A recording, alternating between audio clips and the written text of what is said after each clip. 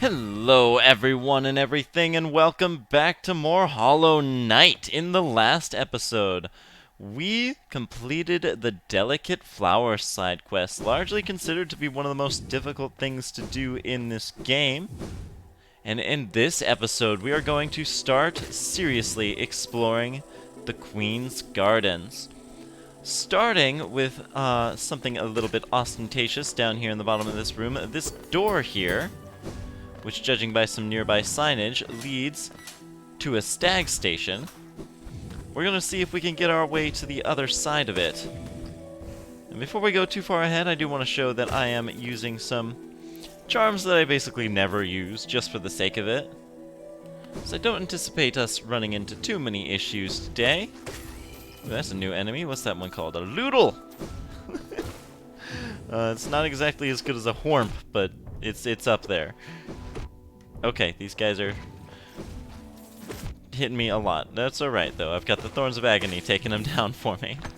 Now, I really don't love the Thorns of Agony for one pretty major reason, and that is when you get hit, the solace you take from the next hit that you do, basically, that's not a good way to explain it. When you get hit, what you want to do is hit back, because that hit that you do is going to be dealing damage and earning you soul. Ouch! Man, I am just getting bodied here. On the other hand, the Thorns of Agony don't grant any soul when they hit an enemy. So the advantages that you have of hitting an enemy are lessened, and so even though you do get an extra hit off basically for free, these guys, I know they're everywhere, and I'm gonna try and avoid them. But basically the extra soul you get, yikes, jeez, yeah, I just need to. You know the worst thing about you guys is you break my train of thought. Yeah, take that. Get your entry taken. Hello, Mr. Grub. Love you ever so much.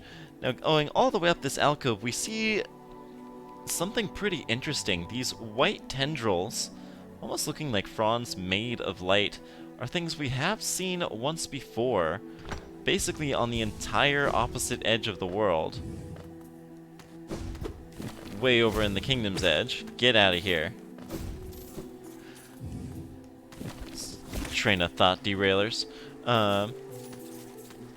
Anyway, as I was saying, so the Thorns of Agony, not really ideal. What just happened? I think there was a guy there. Not ideal, but we're gonna use it today, just because I don't often do that. Wow, these guys actually have a surprising amount of health.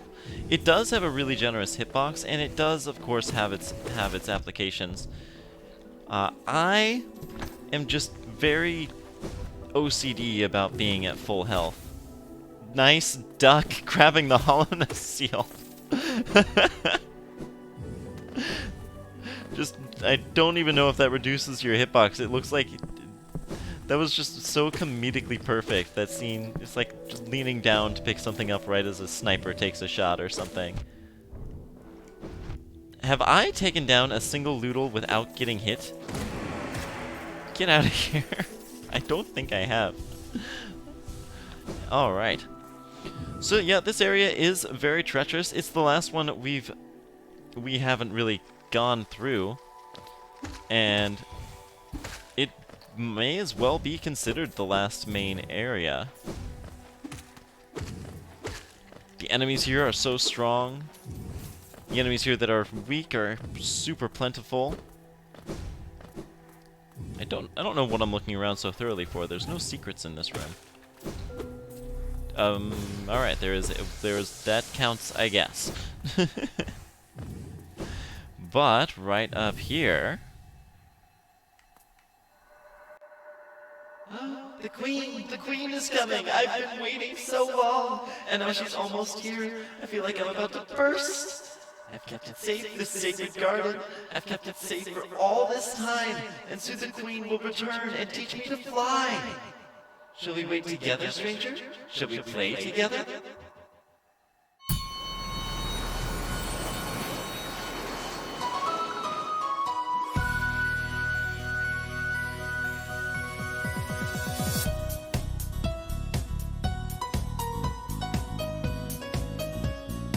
Wait, this isn't right.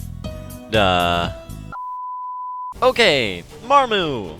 Marmu's got a refreshing attitude towards life. She says, I'm gonna curl up into a ball, throw myself at my problems, and I'm not gonna stop until one of us is dead. I love it. Very carpe diem. Unlike every other Dream Warrior, she doesn't change up her strategy at all as her health gets lower, which one would think makes her the simplest of them, but, well, her sole attack is the Catapult.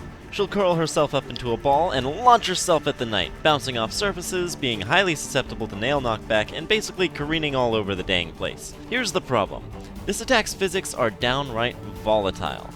Bouncing off surfaces often increases her momentum, and though the angles that she bounces at make sense in a vacuum, she also does her darndest job to keep homing in on you, and if you are moving at all, then good luck predicting her movement. So basically, the key to victory here is to not play her game. You want to move as little as possible and focus only on timing your attacks to bat her away when she comes close. Better yet, wedge yourself in a corner and you'll cut off many of the angles she's even capable of approaching you from. Now it's basically just a good old-fashioned tennis match. So bring it on, Marmu. Let me show you why they call it match point. Marmu is a pretty simple boss, of course. As the Dream Warriors go, she's not terribly threatening.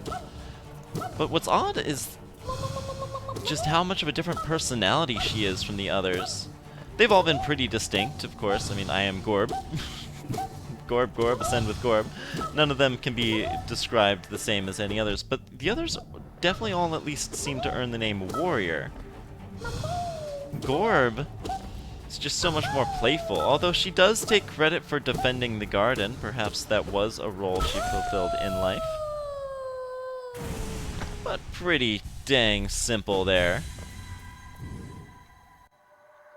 Oh, stranger, you're strong, much stronger than me. I've been waiting a long time, stranger. I've been fighting a long time, stranger. I'm very, very tired. The queen will be here soon. I just need to sleep a little. Wake me when the queen arrives, stranger. Perhaps the queen will teach us both to fly, stranger. That would be fun, wouldn't it?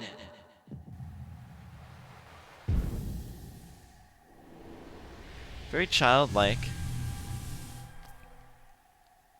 Protector of root and leaf, we honor you.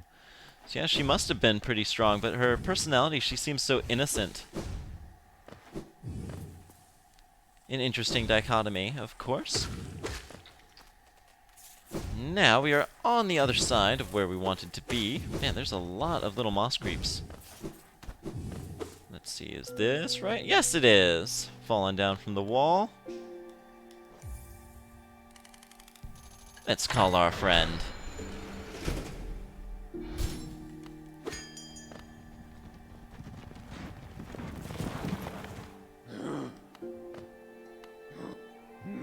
Little one, I've found it. The stag nest where I was born and raised. I've yet to go there again. My duty binds me to travel only where I am called. But if you wished to see it yourself, I could take you there. None may remain to welcome us, but the nest is still a sight to behold. Give me the word, and we will go there at once. Before you rang the bell, I'd almost forgotten this station existed. It was not often used by the common bugs, being a well-guarded retreat for our late queen. Even as overgrown as they've become, these gardens are still beautiful after all this time. I'm sure the queen would be happy to know that. So he does mention there is one new stag station for us that unlocks the stag nest. But I am going to forgo the pleasure of that just for now. Don't worry, Mr. Stag. We will let you travel on home before too long. In the meantime, ow, let's head all the way up this way. Because there is one other main route here. Yes, this is right. Yeah. So we're gonna head off towards the only end we haven't thoroughly explored yet. And the platforming at this point is going to start really kind of... oh, wow. Really testing our mettle. Dashing exactly right, jumping exactly right, using these falling platforms to our advantage, disadvantage, and whatnot. Ooh. You know, I could probably have done that a lot faster. I felt kind of overly cautious doing that. That was really weird. I think my word-making brain just broke for a second. Not a problem, we're fine. Okay. Traveling up further here, I wanted to, talk a little bit about the Queen. Because she is never mentioned outside of the Queen's Gardens, as far as I know. We have never heard tell of her before now. Ouch. Maybe from the midwife, if anyone, but I don't think so. We have no idea what she looked like. We have no idea what role she fulfilled. Obviously, she was the partner of the Pale King. But according to the stag, she was, and she is now late, which of course means dead, like so much of this kingdom. Now, if we head down this route, we are back in Green Path, and we have a Whispering Root to explore. And we have read this tablet before, the once our land spell being now lays claims to the caverns ahead. And we are on the other side of that odd two-way... what's the word? Two-way shortcut. But it's not too bad. This area is much easier now that we have Isthmus Tier. And this is probably the... I don't want to say largest, but I guess it works. The largest Dream Root, or Whispering Root, in the game has by far the most. I believe there's over 40 essence attached to this single Whispering Root. I don't think we've gotten these guys' entry yet. If we have, and I'm just killing him to be a jerk, which is not great. Don't appreciate jerks in our life, but you know what they say. If the world's already kind of screwed, things can't get 101% screwed, you know? It's one way of thinking about it. That's interesting. Does that use soul? It does. Can I use it on you? Huh. Well, of course, the descent itself of the Descending Dark doesn't do a whole lot. Alright, if this doesn't give me an entry, I'm going to assume I've already gotten these guys. And I think that's actually all. It sure is. Oh yeah, I did. Back in this room here, an interestingly well-hidden secret. This piece of broken glass here can be broken out. We've seen rooms just like this with untempered glass over here that we haven't been able to get past. Our biggest hint is, of course, the collector's map, showing us there is a grub above us. And this is rather significant. Because above us, checking our map, our collector's map, is the last grub in the entire game. Ow. It is going to be a bit of a challenge here. Everything, no matter what hits us around here, if we get hit by it, we are going to have to start at the bottom and climb our way back up. With some clever uses of a crystal dash, a nail slash here and there.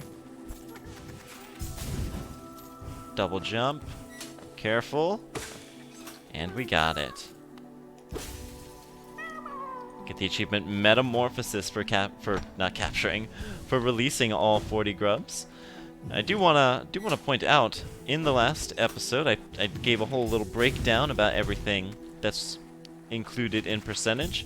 Individual grubs do not count for anything. Of course, we did get the grub song charm when we wait a minute. Yes, when we returned a certain number of grubs, and there are more rewards, of course, which do count towards completion, but individual grubs are not one of the things that are tracked by our completion meter. Just a small interesting detail. Now through here, we have one of those black barriers. And now we explore land we could not have done without the Shade Soul. And man, there's a lot of thorns around here. Alright, hop up here, and we get sealed in with a few more of these delightfully powerful enemies. And man, oh! Cloth!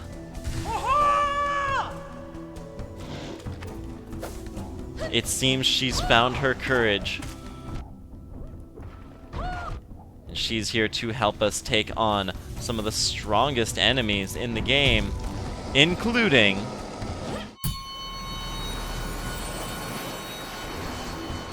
the fourth Mantis Lord. The traitor allowed the infection to take hold because he wanted to be more powerful. Did it work? Was it worth it? Well, maybe. This fight is much tougher than the Mantis Lord's purely on account of his ability to do 2 damage with some attacks. But damage isn't everything. So what of those attacks? He has the Dash and Slash, the Dive Slash, the Double Whirl, the Shockwave, and Walking Forwards. As evidenced by the black barrier we had to shadow dash through to get into this room, the Traitor Lord was essentially built from the ground up to be a test of our Shade Cloak in combat. As such, literally all 5 of these attacks can be quite reliably dodged with it. And his attacks are usually spaced out well enough that you have time to recharge it between them all. I do say usually though, and since he does double damage with the dash and dive slashes, the consequences for being caught out while it's still on cooldown are heavy. That aside, if you spend this fight just Shade Cloaking through his attacks, it's gonna take a lot longer. So, with that in mind, the Dash and Slash can be Shade Cloaked through effectively, but I'd only fall back on that as a sort of panic button. Otherwise, jump over him and land a nail pogo as he goes. The Dive Slash is kind of funny. If you're in his face slashing away, which, by the way, you probably should be, then this attack will sail right over your head without you having to move even a little bit. So basically, the catch with this fight is that you can dodge the dash and slash by jumping, and the dive slash by not moving. So all you need to do is make sure you know the different windups for the 2 attacks. If you misjudge or react too slow or whatever, then you can shadow dash through to save yourself. But if you do get the hang of telling them apart, you can let loose with much more damage. Since we don't even have to move to dodge the dive slash, we can respond with an Abyss Shriek and really rack up the damage, with plenty of time to dodge his next attack. The Double Whirl isn't much worth worrying about. He'll basically only use this attack if you get far enough away from him, but as long as you're far from him, the projectiles are extremely easy to dodge, so good job, Traitor Lord. You played yourself. The Shockwave is an interesting one. Only used once the Traitor Lord gets below 500 HP, it's an attack which leaves no safe spots in the entire arena. The only way to dodge this attack is with invincibility frames, but obviously we have those in spades with our Shade Cloak dash. This attack also does 2 damage, so if you do happen to get caught unawares by it and your Shade Cloak is on cooldown, it's definitely worth using the soul for a Descending Dark, even if you don't deal any damage. Walking Forwards is his only real threat to us, but I'm confident in saying that his AI only tells him to do this to close distance, not when he's already right next to the knight. He does still occasionally do it while right next to the knight, which can result in some cheap damage, but this is rare enough that I don't think it's necessary to account for in your approach to this fight. Speaking of, beating the Traitor Lord is all just a matter of one thing. Don't bother trying to heal. This is what ultimately makes the fight so tough. He attacks quickly, relentlessly, and aggressively. He can't be staggered, so without a lot of charms dedicated to it, you won't be healing off the damage he does. But he is extremely easy to dodge with pretty simple movements. So we're gonna bury ourselves right up next to him and do our best to do as much damage as fast as possible. As I said before, Shade Cloak makes for a good panic button and can compensate if you make a mistake, but it shouldn't be your plan A for dodging anything besides Shockwave. If you are extremely worried about his ability to walk forwards, or maybe when trying the fight you're just that unlucky, you can take a much more cautious approach to things here. You can dash away, get a single hit on him when he comes close, and repeat. Nothing wrong with prudence as long as you have the patience for it, but we don't suffer traitors here, so I say we dispatch him as fast as possible. Now, since we have Cloth on our side, if you wanted, you could spend this whole fight basically just avoiding the Traitor Lord and letting Cloth do damage. I believe she does 15 per hit, which is very nice of her. So if things ever look dicey, you can remember to always fall back on her, and look at her go. She's being so brave. Finally overcoming everything she was worried about. She is just as powerful a warrior as us. Look at you, you're even invincible. You can take all of these hits without even a scratch. What were you even worried about, Cloth? Wonderfully done. Oh no. She got him. We get the achievement Execution. But it seems that blow was fatal.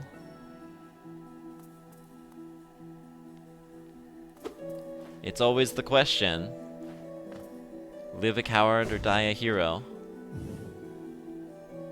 But I think, knowing what we know about her, we can guess which one she would have preferred.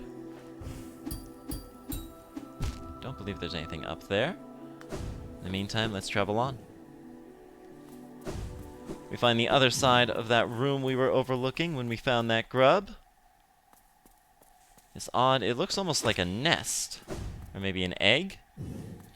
And we see a whole pileup of those traitor mantis corpses here, leading up to this creature, who does have some thoughts. Protect.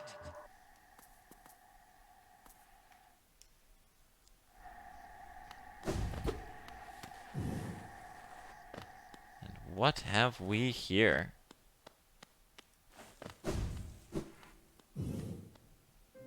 Oh. It's a tree. Oh, one arrives. Far it walks to find me. Did it seek my aid, or did the path carry it by chance to so pertinent a place? It is true, that you were awaited. No, perhaps that is inaccurate. True, one like you was awaited. I have a gift, held long for one of your kind, half of a whole. When united, great power is granted, and on the path ahead, great power it will need.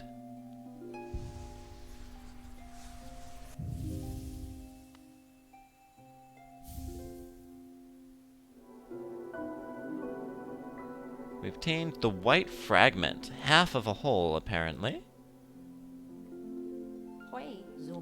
It faced the gendered child.